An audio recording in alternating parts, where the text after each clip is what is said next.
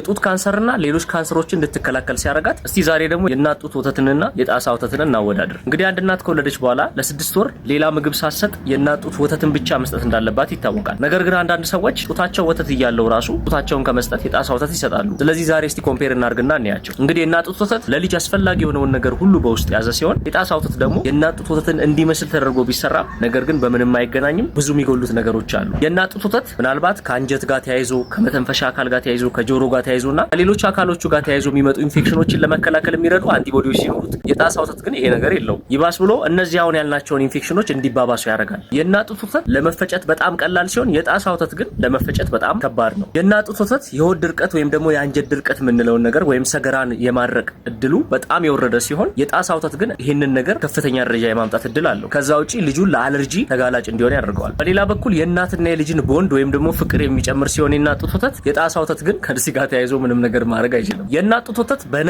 ሲሆን የጣሳ ወተት ግን በጣም ውድ ነው። እናት ጡት በማጥባቷ ብቻ የጡት ካንሰርና ሌሎች ካንሰሮችን እንድትከላከል ሲያረጋት የጣሳ ወተት በመስጠቷ ግን እነዚህ ነገሮች መከላከል አትችልም። ጡት በማጥባቷ ብቻ የወር አበባ የሚመጣበትን ጊዜ ስለምትገፋ ከእርግዝና መከላከል ጋር ተያይዞ አንድ እድል እንዲኖራት ያደርጋል። የጣሳ ወተት የምትሰጥ እናት ግን ፔሪዷ የመመለስ እድሉ በቅርበት እንዲሆን ያደርገዋል ማለት ነው። ነገር ግን አንድ እናት በተለያዩ ምክንያቶች ጡት ማጥባት ካልቻለች የጣሳ ወተት መስጠቷ የማይቀር ቢሆንም ነገር ግን የእናት ጡት ወተት እያለ ጣሳ ገዝታችሁ የምትሰጡ እናቶች ቤተሰቦችም ጨምራችሁ ለልጆቻችሁም ለእናንተም ማስቡ ነው ምለው።